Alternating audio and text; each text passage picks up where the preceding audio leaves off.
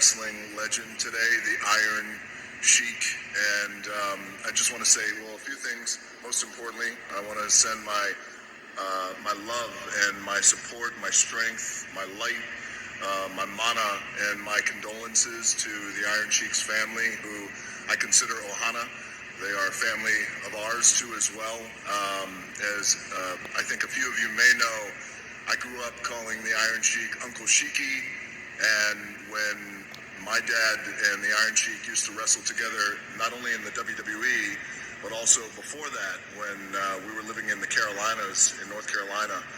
And my dad and the Iron Sheik were wrestling together there for the National Wrestling Alliance, the NWA.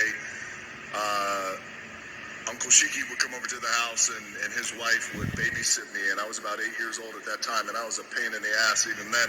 So God bless that woman, his wife Carol. Thank you, Carol, for putting up with all my shit as a kid. I hope you guys are staying strong, and again, I'm so sorry to hear the news. And I will say this, as someone who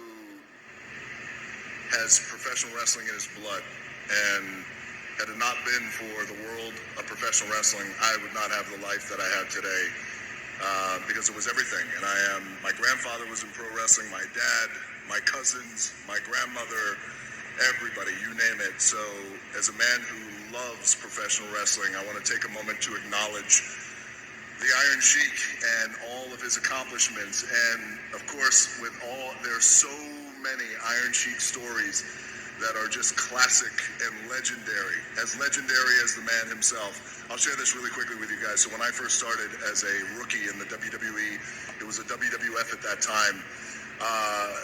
In the world of pro, there is no world like pro wrestling. And when you're a rookie, you better tie your boots up pretty fucking tight, because that locker room is a tough one. And if you could survive it, then you got a good shot at making it. So when I first came in to the WWE, the Iron Sheik had pulled me aside because, again, he was family. And he said, "Baba, let me tell you something." He said, he had this great accent.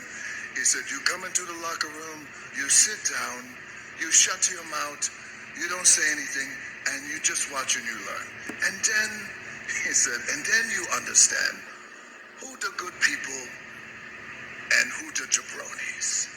And then, by the way, as simplistic as that sounded, it was true.